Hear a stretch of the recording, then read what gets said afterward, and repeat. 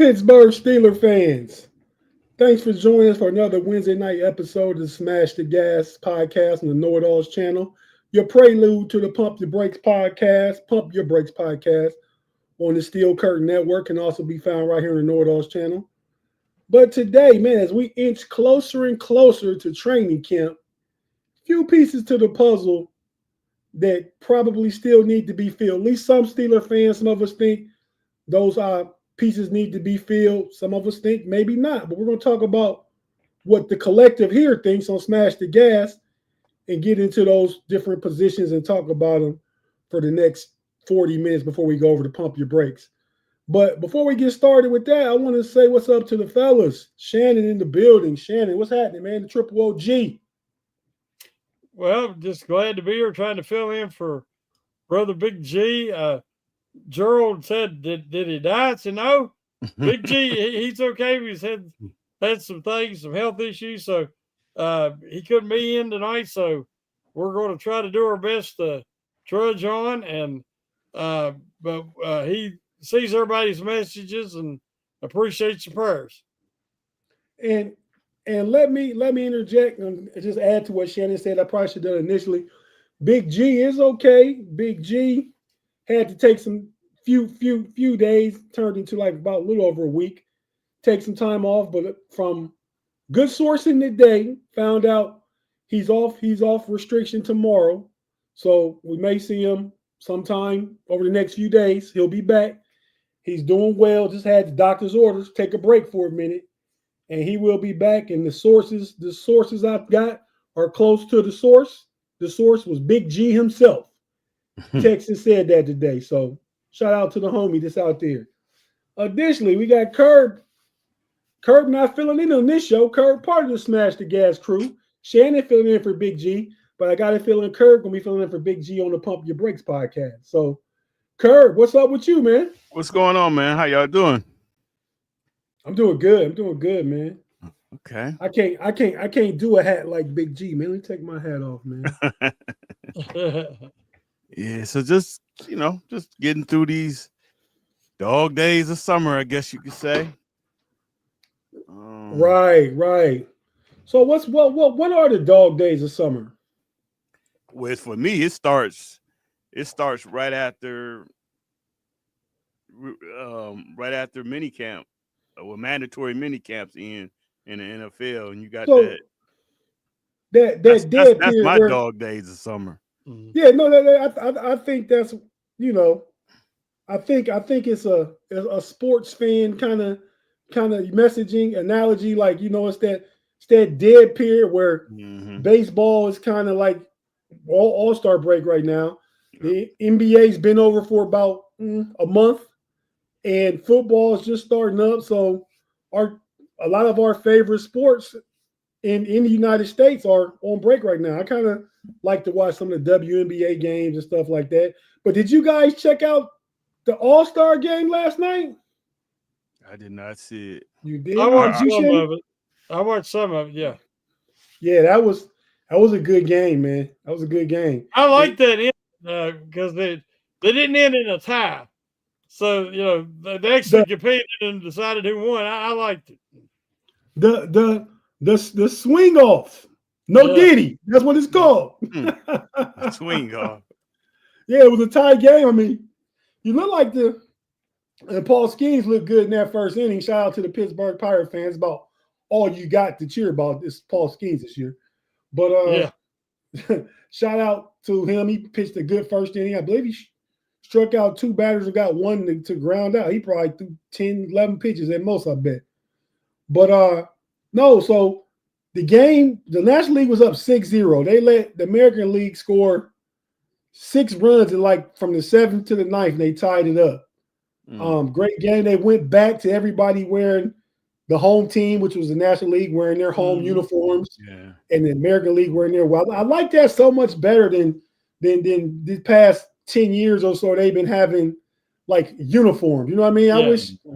I wish everybody would go back to that kind of thing. I mean, I don't know. Well, that don't even matter in football no more. You and it's like mini camp. The Pro Bowl is. They need to cut that. They need to stop that. Yeah, it's kind of like a waste of time. They still obviously probably making TV revenue off of it because I mean it gotta be a plus or they wouldn't do it, right? So it might not be as big a plus as it used to be, but it's got to be some type of plus. They had cut strings with that, man. But fellas, yeah, man, just thanks for having you guys. What we're gonna do is take our first break, come back after that, and get into it. Talk about some of these players and we talked about this the other week, Kerb. I remember if you was on that show. I know you was here 2 weeks ago, Shannon. We talked about the national media and the information they give on the Steelers and stuff. Like they just know what they perceive to be the macro. They don't know the micro, the inner workings, what's going on, how some of the second year players we think are going to be bigger factors. They think they know, oh, they signed Aaron Rodgers. They traded for DK Metcalf. Oh, they got Jalen Rent. They're getting old. What are they doing? They don't know what's really going on in the Steel City. So we're here to talk about some of that stuff and some of these players that we're expecting to be major contributors, young guys on rookie and cheaper contracts that we're expecting to be major contributors. So we're going to cut to a break real quick. If you're watching on YouTube, don't go anywhere. We're going to be right here. If you listen to an audio platform, be it Apple, Spotify, Google, wherever you get your audio podcast, we're going to take a quick break, but we'll be right back after this.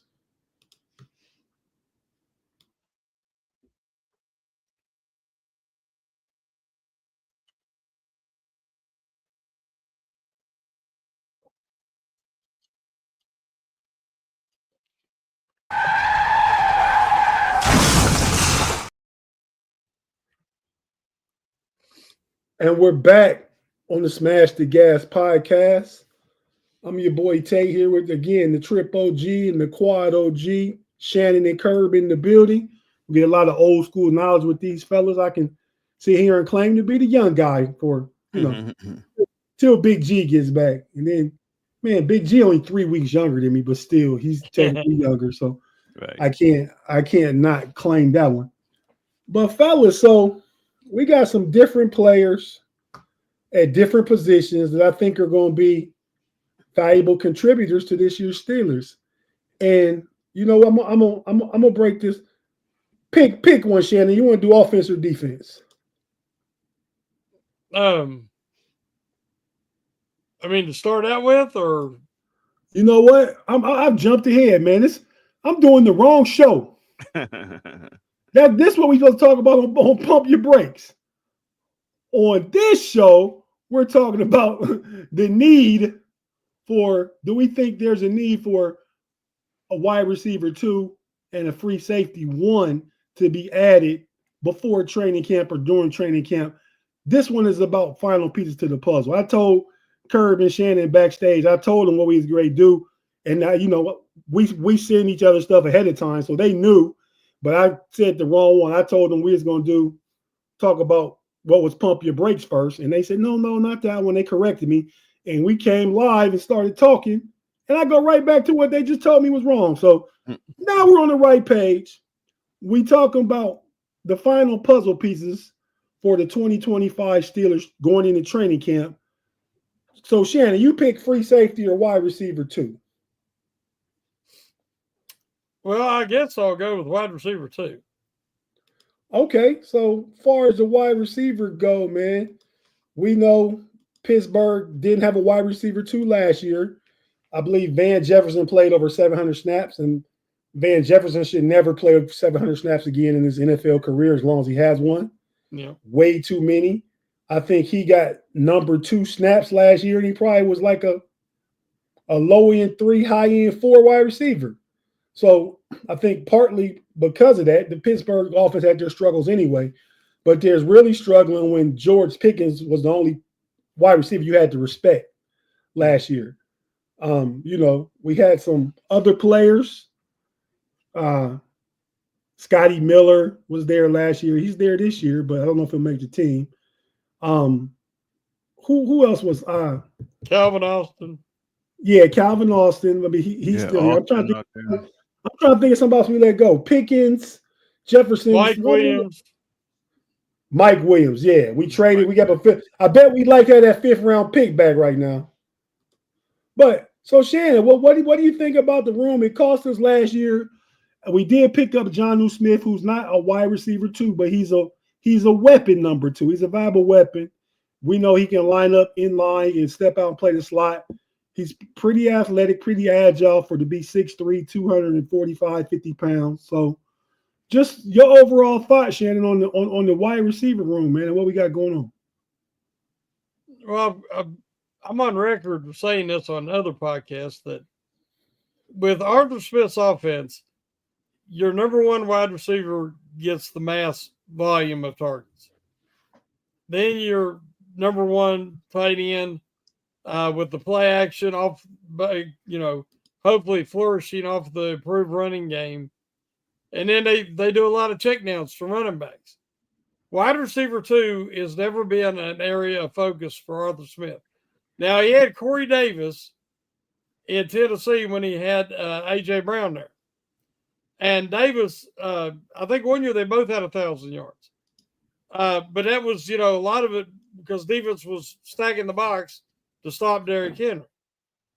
So I don't know what level of rushing attack the Steelers will have this year. I expect it to be much improved with the offensive line having another year, guys like Frazier, McCormick taking a step forward, Broderick Jones taking a step forward in his first year as the starting left tackle. And we finally get to see Troy Fautanu, and I expect him to solidify the right tackle position. So I think that it's going to be more, instead of a certain position like wide receiver 2, I think right now the Steelers are content to do nothing unless the right opportunity presents itself. And if it does, I think they'll try to jump on it. But again, we've already heard that Juan Jennings from the 49ers, that they're already turning away trade requests for him. And so, every time anybody comes available, they're tied to the Steelers if it's a wide receiver. I just don't think the Steelers are that worried about wide receiver 2. And I've heard people say that, well, if something happens, just like last year when Pickens went down for a little bit, if something happens to Metcalf, who's the Steelers' number 1 guy? Well, you can have, like the Bengals, look at them. They can go 3 wide receivers deep. With Chase and Higgins and that young man, I can't remember if it was Harvard or Yale, wherever, that Ivy League young man that was their number 3 receiver, is very talented young guy. Shivovich or something like that. Yeah, it's I don't know how to say his last name, but Josevich, I believe. He's a very good player, and so they draft good with receivers, obviously. But I think the Steelers are high on Roman Wilson. I really do. I think they're high on Roman Wilson. I think he could definitely offer them a lot more than they got out of Vance Jefferson last year, or whatever his name is, Jefferson. I called him Robertson on the Pump Your Brakes. Mm-hmm. I mean, on the Steelers Hangover, I called him Robertson, but that was the year before. So Jefferson. But, like you say, he's just a veteran 4 at best. Right. You'd love to have that guy who could kind of be a pseudo number 1, but at what cost? So we'll have to see what kind of offers the Steelers could make, or who gets cut during cut down time. But I just think you're going to see a lot of maybe 3 tight end sets.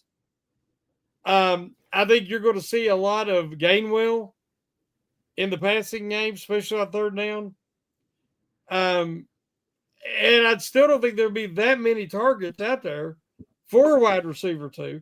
And we can't forget that Robert Woods is still hopefully got some gas left in the tank. So between him and Roman Wilson, I don't think the Steelers are sweating it that much. Okay. So where does, as it is right now, as far as the wide receiver room, how do you rank the top 4? Well, hopefully, I mean, obviously Metcalf's 1. Hopefully they'll start out the season with Woods number 2, just because that's how the Steelers are. They lean to the veterans, the experience. But they keep saying it's going to be Calvin Austin. I just don't see Calvin Austin as a full-time starter. He might take a huge step forward this year. So 2 is either going to be Woods or Austin. They're saying Austin. Then Woods, then Wilson. But I think by not very long in the season, we might see Wilson as the starting number 2. And we got to remember, is his name Ben Skowronek? Skowronek. Yeah. I mean, he's a great special teams guy, great gunner, excellent blocker, can play even a little H-back, small H-back. But he's also can catch the ball. So, he's going to be in that top 5, I believe. He can catch alley-oops too. Yeah, that's true. Yes. But yeah, Kurt, what's your quick thoughts on the wide receiver room, man? Would you like to see him get somebody? Like, just give us your quick take on it. Well, definitely, I want to see another body come in there, because the one thing that, to me, and Shannon, you're absolutely right about the way Smith like to runs it. Well, what he has done in the past with his offense, but to me, not using another wide receiver, and you got to look at at the end of the day, you got to go through Lamar Jackson, you got to go through Pat Mahomes, you got to go through Josh Allen. You got to go through a lot of not even counting. You better put some respect on Joe Burrow's name. I'm just saying all the guys you got to get through, and you got to score points. I mean, you should have an improved defense, but you're going to have to score points. And to me, we're not using your number 2 receiver. I mean, the tight end thing is nice, but I think they need more weapons. And if they can add another weapon, I would love to see it. Like who, for example, are you spending draft capital on it? No. Are you trading something or a player? Are you waiting to so the whole talk about, and like Shannon said, 49ers thus far have rebuffed inquiries about Jauan Jennings, but there was an offer out there. Supposedly this could work if the Steelers were to trade Calvin Austin and a 4th-round pick for Jauan Jennings. Keep in mind, the Steelers got to pay Calvin Austin next year if they decide to keep him. Mm-hmm. So they could theoretically bring in Jennings, decide to pay him $12 or $14 million a year to be a number 2 for a couple years, or stick with Calvin Austin, who's an explosive piece in an offense, but he's not the blocker you want. Somebody like Jennings could be that blocker. Mm-hmm. But so how would you go about getting this guy that you're talking about we need? Well, again, I would look at the free agents, and then obviously if anybody end up getting cut loose, I don't see them making the Jennings move. I don't see them making the move for the kid in Washington. I don't see those deals happening. To be honest, if you're San Francisco, why do I trade for Calvin Austin now? The same problem that you had with Calvin Austin in Pittsburgh, where he's not really a number 2. I can't bring him to San Francisco, and San Francisco probably run the ball more than anybody. Well, to me, that's the part. He's a blocker in San Francisco. Yeah. They have Ayuk, who they paying like a number 1, and they got the kid Pearsall out of Florida. They drafted last year in the 1st round, and that's probably going to be their one number 2. Yeah, that's going to be there. So I think Jauan Jennings is stepping in late, trying to get a bag before the season, because last year of his deal, I think he's making $6 million this year, and they can let him go because this number 2 guy could develop, and he'd just have another down season because they got 2 top receivers. Because he shined last year when Ayuk got hurt. He filled in, was number 2 in everything receiving wise behind George Kittle, who's a perennial All-Pro. So he had his best season by far. I think 7 touchdowns, 970 yards, something like that. He's trying to capitalize on it now. So, do this. I don't think this. I would do that trade. I would give Austin up in the 4th because now I don't have to worry about paying him. I got a guy that's 28 years old, experienced in blocking in the run game. If that was the deal, I would do it. But I think like Shannon said, I don't think they're that worried about it right now. I agree with Shannon there. I kind of agree with you. I think they got to wait to see who gets cut, but who gets cut is a while away. Yeah. Like they don't do it in cycles no more. They go from 90 to 53, like boom. Yeah. So there's going to be some options out there, but you may not get to them till like the second or third week in August. And I was kind of thinking, guys like, well, like I like Amari Cooper. I want to do those guys do not want to go to training camp, and they going to sign towards the end of training camp, or what's going on with a lot of those, veteran guys that's out there now. I think a lot of those guys don't want to do at least the beginning of training camp for sure.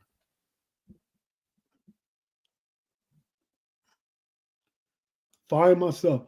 You're right, man. I don't disagree. I mean, if they're veteran guys, but if they're trying to acquire a young guy, I mean, they're going to wait till they get cut, to when these young guys get cut. I mean, but right now I'm with Shannon. I don't think they're that worried about it. Opportunity presents itself. I think they run with it. Few people probably chimed in late, asked about how Big G's doing. Big G is fine. Big G is good. Big G, doctor's order, had to take a few days off from getting all excited on these podcasts and jumping up and down and blowing a gasket. He had to chill out for a few days, and he's okay. I believe he's released from his restrictions tomorrow, and he'll be back. The same Big G. Hopefully we get him to pump his brakes a little bit for a while, at least till he's further removed from what the doctor put him on restriction about, and he'll be okay. But he's all right. I heard from him earlier today in our chat with me and Shannon, so he's okay. We'll be back. And I like to say this. People don't look at it, but to me, Calvin Austin is a weapon. I mean, he almost had 600 yards receiving last year. And, everybody say, well, Russell Wilson was a bad quarterback, this and that. So now I think you upgraded with your quarterback. I think playing him in the slot, that's what he is. I think he's a weapon. I mean, he's a matchup nightmare. I mean, this is a guy got world-class speed. I think this is the guy that the Steelers need to pay, because it ain't going to be a big contract for him. And this is the guy they need to keep. Well, I think you're looking at $14 million a year next year if you get Jawan Jennings and go at it now. I mean, because to me, ultimately, Calvin Austin and Roman Wilson going to be the same player at some point. They play the same position. Until he show what he is. We don't even know what he is. I know Roman Wilson is substantially bigger than Calvin Austin. Calvin Austin's main weakness is he is a mighty mite. He is little. He can get bumped off his route so easily. Now, he tries really hard. He's a fighter, and he's tough. I mean, he took some big shots. When he gets hit and he don't see it coming, he flies through there like a crash dummy. And I remember in that Cincinnati game, he got hit and he didn't see it. And, I mean, you thought he was dead. But he is tough in that game. Yeah. Hey, he is tough. Hey Shannon, he fly through the air like what? A crash dummy. Okay, I couldn't resist. Go ahead. And I just think that, therefore, his effectiveness will be limited. He will be more effective in an offense where they are creative enough to get him the ball in space, in matchups. He's a matchup nightmare. But he has to be a lineup out wide, a regular wide receiver too. He's going to always struggle with this. So for some teams, he'll have more value than others. That part. Yeah. And so last year, everybody thought I was crazy, but I said Adam Thielen, when he was with the Panthers, was a guy that the Steelers could bring in to be a really good, reliable, third down veteran, wide receiver too. Everybody's like, no. But once Young got his footing and started playing better for the Panthers in the second half of the season, Thielen had an excellent year. And because you could tell he still had something left in the tank. And that's the kind of guy, if you're going to bring in a veteran, I'd like to see him get somebody like that, or bite the bullet, make a trade for a guy like Romeo Doubs or somebody like that might become expendable with the Packers. Bring in somebody that can be with the Steelers long term. Because this team is set up for a little run over the next 3 years if you look at it. I agree. I agree with Shannon saying, and Kerb, I do agree with you. He is a tremendous weapon and potential splash play waiting to happen. But it's about the fit. I mean, when we talk about when Tennessee's offense was good, they had, like Shannon said, that's when A.J. Brown really broke out in Tennessee. He broke out, right? So that A.J. Brown is our DK Metcalf. Yes. That Corey Davis, who's a 6'3", 215-pound receiver in Arthur Smith's offense, that can't be Calvin Austin. No. Now, it could be the third receiver. The third receiver, if you guys remember, I believe was the dude, Khalif Raymond, who I believe plays for Detroit Lions now. He was kind of that Calvin Austin type, little speedy, punt returner, that kind of guy. You know, we talk about getting number 2. I think Roman Wilson has a better chance at being a consistent number 2 than Calvin Austin does. Calvin Austin has the chance to make bigger plays in the pass game overall because of his speed and his, you know, his elusiveness after the line of scrimmage. But when you don't want to mix it up and run like in run defense, you're not worried about Calvin Austin being a blocker. To me, that's kind of a tell. If he's on the field as a 2 receiver, then you're probably looking to try and pass the ball. I mean, you got to mix it up, but I think that's kind of like a tell. I mean, so I would want a bigger guy in there. Maybe you just flex Jonnu Smith out. I don't know. I think there's a whole bunch of options. We're going to see that. We're going to see that this year. Yeah, I think so too. But I mean, so Kerb, give me one name. Shannon said Romeo Doubs or somebody like Thielen. You still man crushing on Amari Cooper? Still man crushing on him. I think he'll be a perfect fit for what they need. And this is just if they were to go the free agent route, obviously. But so because like I say, I don't see them making any of those big deals. But I said that last time, and they end up doing the deal with Ramsey. So what I know, but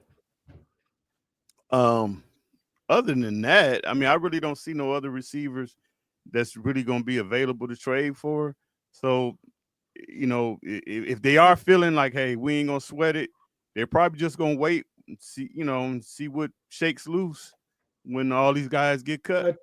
I tell you, yeah, I tell you what 3 teams or what 4 teams, whose wide receiver rooms you keep an eye on. Shannon already brought up one, Green Bay. Mm-hmm. I'm going to say the Indianapolis Colts. I'm going to say the Tampa Bay Buccaneers and the Houston Texans. All those guys have overabundance of receivers. And I heard a thought today that the Steelers have an overabundance of offensive linemen. When we get down to it, we talk about guys like Lowry and Logan Lee and Leal. And somebody is short and thin. And you mean thin defensive line? Yeah, what did I say? Offensive line. Yeah, defensive line. Yeah, we have a surplus of defensive linemen now. Now, if somebody want to make an exchange of a kind of second, third tier receiver for a kind of second, third tier defensive lineman, we don't have to trade nothing but a player we was gonna cut, and they gonna trade us a player they was gonna cut. We don't have to worry about trying to acquire him and pick him up and stuff like that off the waiver wire and stuff. Do you think the kid in Houston is on the bubble? What's his name? The kid that came out of Alabama. John Mechie. You think he on the bubble there in Houston? They talk about the potential of trading him. I mean, but I'm looking at the dude Xavier Hutchinson played for Houston, Texas. He's more of a bigger body, like 6'2". I believe he played at Iowa State a couple years ago, probably like a 3rd or 4th round pick. I would be more interested in him than Mechie, who's a 1st round pick, because with Mechie, I'm still getting like another Roman Wilson. Mm-hmm. I mean, I think the Steelers need another big body type receiver that's going to be more of a factor in the run game also. But just my thoughts. We're going to transition over real quick to the defense. We spent a lot of time on offense, which is fine. We don't have anything but time. When we don't finish here, we can open up. We don't pump your brakes. So we got the rest of this show and all the next show. But Kerb, I'm coming to you first about the defense, man. The free safety. Mm-hmm. What are we thinking about free safety? Do they need to get someone in there? Is the answer in-house already some kind of way? Or do they need to trade or pick up a free agent? What are you thinking about the safety room? Me, I would pick up somebody because I'm telling you, I'm not trusting Thornhill. His calves are like Play-Doh. But I did look up something, and this is probably why Justin Blackman is probably not signed. So the end of the year, well, week 1 of the season last year, he tore his rotator cuff, but he played through it. Who is this you mentioning? Julian Blackman. Oh yeah, Julian Blackman, the safety from the Colts. I like him. Look at the injuries. This guy, he had missed 18 games in 5 years. He tore his ACL in college. He tore his Achilles with the Colts. And he just tore his rotator cuff. So I'm probably thinking that's probably one of, because he's only 27 years old. So I'm thinking that's probably one of the reasons why he's not signed. People probably think he's kind of fragile. Well, if that's the case, why Justin Simmons not signed in? Well, I mean, he's just an older guy, and like I say, I truly believe some of these older guys, they don't want to go to camp. They probably, like, you know, at this point they ain't messing with training camp. You know, they'll come in maybe the middle of camp. So I would put Simmons in that class that, you know, they ain't in no rush to really sign with anybody. Gerald agrees with you, Kerb. Says nobody ever I've seen on this show. I agree with Kerb. Small amount, 2 or 3 people agree with Big G. But hey, go ahead, Kerb. Somebody agree with you. Like I say, he fits as far as with Cooper. I mean, he fits what the Steelers need. And I think him and Rodgers will work out well together. But anyway, back to the defense. So, like I said, with Blackman, injuries, I think Simmons is probably just waiting. But I would probably go with Simmons because, like I say, I don't have no faith in Thornhill. And I think they do need another body there. Shannon, your thoughts on the free safety room? Well, because I believe Ramsey's going to transition to full-time safety. I don't think it's going to be this year. I think it'll be next year. But I think that they will be able to use him or Slay at safety in some packages to get creative. Both of them have excellent ball hawking ability. I like Thornhill a lot more than Kerb likes him, so I'm higher on him. I would like to see him sign somebody like Simmons. The fact that he's still out there on the market, I think you can get him at a good price. Have proven veteran experience back there to just solidify the safety position. You know, you're not going to replace Fitzpatrick because he was more than just production on the field that had kind of slipped. You know, 1 interception over the last 2 years. But he brings a lot to the locker room and off the field. And you're not going to be able to replace that. But for on the field, I'm really high on Elliott. He was their best safety last year anyway. Mm-hmm. And now you can have Thornhill. We'll have to see what Castro can turn into. You know, they have a couple other guys there that's going to be competing. But if you can bring in another veteran, just as insurance for Thornhill, because he does have some injury tendencies. That's why a guy like Simmons or even Blackman, just depending on, you know, can he pass the physical? No, and I'm apt to agree with Shannon. I'd like to see him pick up one, but I'm higher on Thornhill, I guess. But I guess Kerb, you weren't really low on him. You just saying he always be hurt. Yeah. I'm not low as a player. I just have a lot of soft tissue injuries. He did, but you know that's part of playing for Cleveland, right? I mean, could be. You just turn soft. But I mean, because in Kansas City, he was a great player. I believe he left Kansas City because they couldn't pay him. He went to Cleveland for the money, and you know, sometimes all money ain't good money. He went there, you getting hurt, you playing for a bad team. So I think he can rejuvenate himself in Pittsburgh. Go ahead, Shannon. But we got to remember his first year at Cleveland, they had the number 1 defense in the NFL, and he was a big part of it. Mm-hmm. Then the next year is when he had injuries, but the whole defense didn't play up as well. The team didn't play up as well as they did the year that they had the number 1 defense with Flacco throwing it all over the field. You know, Cleveland had a strong year that year, and Blackman was Thornhill was part of it. He was. I mean, I think he got hurt towards the end of that season, but he was a part of that defense. Him and Del Pitt was back there. They had, just like Pittsburgh now, they had great corners. They had Ward. They had the kid they drafted out of Northwestern. And they had like three really competent corners, and that defense was good because you got Myles Garrett up front, and at that year, Osa Kuamora was really good too. So, wasn't Newsom one of the Newsom? Newsom. That's the kid from Northwestern I was trying to think of. Yeah, so I think they were really high on him as number 3 safety. I think they're okay with him as number 2. But you still got to bring somebody else in because you're going to have 5, I think, and we don't want to see Killebrew on the field unless it's special teams. Yes. So now Ramsey could be part of that equation. Ramsey could be a full-time backup free safety. He could be. Corey Trice has safety experience in college. Before he turned corner, he was a safety. I don't know what that looks like, but I think the Steelers are going to throw a whole bunch of spaghetti on the wall in training camp. We're going to see what this thing look like all kinds of different ways. That room right behind, for me, the offensive line is the most intriguing aspect of it to me. Yeah, I want to see how Aaron Rodgers looks and the offense look, but if I see how the offensive line looking, I know how the offense is going to look. I'm not even worried about it. So for me, offensive line 1, secondary pieces 2. But with that being said, I would probably – I like Simmons. If you want to sign somebody to a multi-year deal so you can get Blackman for 2-3 years, 3rd year team option, I might go that route. Simmons to me is like a 1-year rental.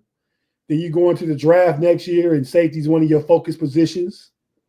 Maybe a 2nd or 3rd round pick on the safety next year. Or you might even have a 2nd or 3rd round. The pick after you get your quarterback could potentially be a safety. But yeah, so that's a problem for later. Right now, going into camp, I think they bring a safety in before they bring a receiver in. So before we get out, you guys, which one first, safety or receiver? I'm going receiver. I'm going safety.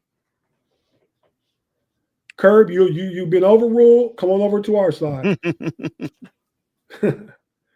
But with that being said, man, we're about to get out of here and jump on over to Pump Your Brakes.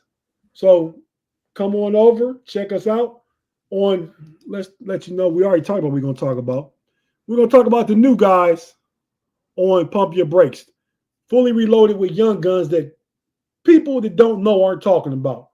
We're going to talk about each one of these guys and how they fit, what kind of role we think they have, and anybody else that we think might be worthy of mention. It could be a major contributor this year for our 2025 Pittsburgh Steelers. So with that being said, fellas, we about to go from this studio to another studio.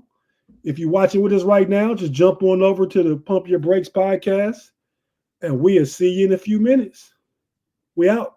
Let's go. Mamba out.